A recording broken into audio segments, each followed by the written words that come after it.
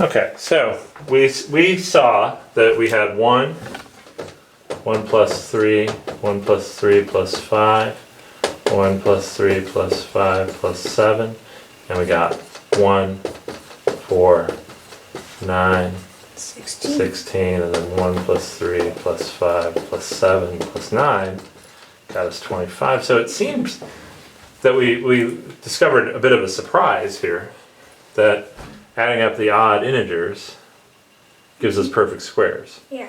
So if I asked you to add up the first 5 odd integers, what's the answer?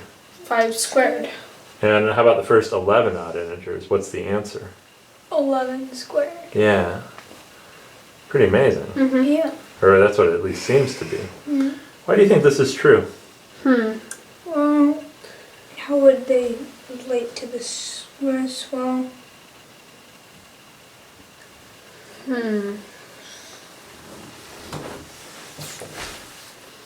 Maybe it relates to what the even numbers add up to.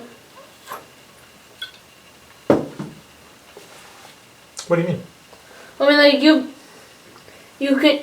the sum of the odd numbers is the sum of the numbers or the integers minus the sum of the even integers. Okay.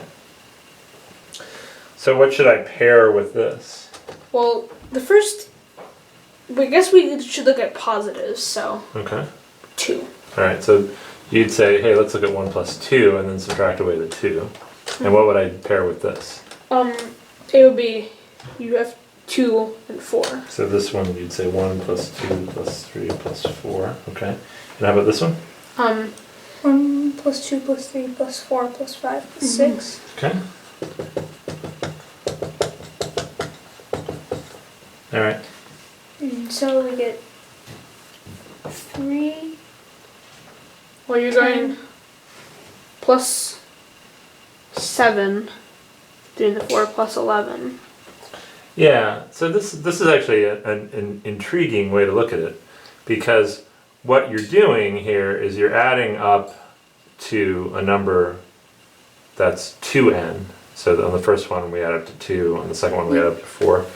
So we're doing 1 plus 2 plus 3 up to 2n, and then we're going to subtract away twice 1 plus 2 plus 3 plus up to n. We're going to subtract away 2 times this, the even number. So it's maybe you know these formulas.